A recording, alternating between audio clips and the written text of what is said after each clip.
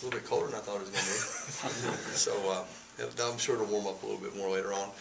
It was good. It was good to get on the field with these guys. You know, we've been in the classroom a little bit, but now to go out and finally apply the things we've been teaching them in the classroom. Certainly liked our energy and our work ethic for what we were working to do. We just got to continue to work and, you know, improve every time we go out on the field, but it was a good starting point. I think the guys are into what we're doing. They've taken a very good approach to trying to learn the system and for what we're going to ask them to do. Obviously, we've got some work to do, but as a starting point, it's a good day.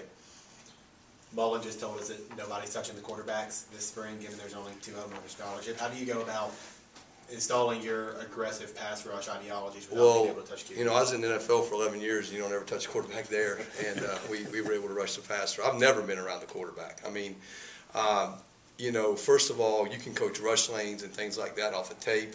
And, you know, the thing about pass rush is you're always talking about collapsing the pocket outside in when you're rushing 4 guys. If you're a free guy on a blitz or a dog or something, you're just running by the guy anyway. So, you know, it's really more about safety and taking care of guys, and that's really the most important thing. And the thing you want to talk to guys about is, those guys is working to run by the guy, but then you can feel things when you're in the rush. You know, is this where I would collapse the pocket? And you can coach things off tape, so that's not an issue at all. I mean, that's something I've dealt with my entire career, and that's the way you got to practice, because what happens is it's not so much the hitting of a guy if the guy stops and ducks as a guy's throwing the ball and he follows through. You can hurt a guy's hand and things like that. So you've really got to work to run by those guys and get past them, so that way that they can continue to execute the play. And then you coach things off tape too. So it is not an issue at all. How much of how you line guys up or put them in position today was based on either last season or what you've done with them since you arrived, or kind of a mix of both? A little bit of mix of both, combination of what we saw on tape since we've been here, what we've kind of seen working with them in the strength conditioning aspect of it, and kind of where our numbers are at some positions. So it's a little bit of all of that. By no means is the depth chart etched in stone right now. It's certainly going to be something that's going to move as we move through spring, and really it's more in trying to find the best combination of players relative to who's available to allow us to be successful and win ball games. And that's, you know, that's what we'll do, because each week things change as far as maybe how you have to play your people, and we've just got to make sure we put guys in position that they can do that when the season gets here.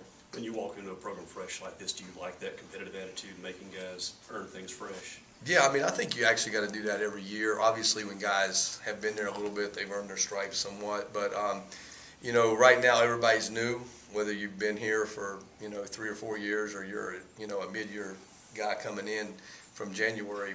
We're all on the same page. The biggest thing I like is the camaraderie of our guys. I like the work ethic of our guys. I like the way they approach the day and go about working. And, you know, like I told you before, it's really going to get down to 3 things. It's going to get down to our preparation, which is going to come from the classroom and the film study. And then it's going to come down to practice, which is what we're doing now for the next few days. And finally, it'll come down to executing what we're doing. So we're going to work hard this spring to, you know, master that and get ready to go this fall. No senior defensive linemen and a lot of first-year players. What are your thoughts about that personnel group early on? Well, I like our size up front. I like the way that we have multiple guys we can play, and from that essence, I think we do have some edge rushers. I think we've got to work on our edge rush a little bit to improve our pass rush. But I like the effort, and I like the way they've tried to adapt the way that we're going to try to play them. It's a little different than probably how they played last year, but they've taken an approach to learn what we're going to ask them to do. So I think we have the tools to be an effective rush unit. We've just got to continue to work hard and develop that skill. Handful of early enrollees, especially in the secondary. Do you see those guys pushing the guys returning for this year in those spots? Yeah, I think that right now I would say it's safe to say that there's a lot of competition across the board, you know, from the secondary to the front. And we're certainly going to give everybody a chance to make it and showcase their skill set and what they can do. you know, I wouldn't get into, you know, ones, twos, and threes. I mean, even today, I mean, you may have went with the ones and later on went with the threes. And the reason we did that is to change up the matchups, because as the offense goes 1, 2s, and 3s, if you stay with the same group, you're always going against the same guy. So we kind of switched it up a little bit with some guys to allow them different matchups. So that way it's better, it's easier to compare guys when you do that, or evaluate guys. So there's going to be a lot of mix and matching and competition over the next 14 days.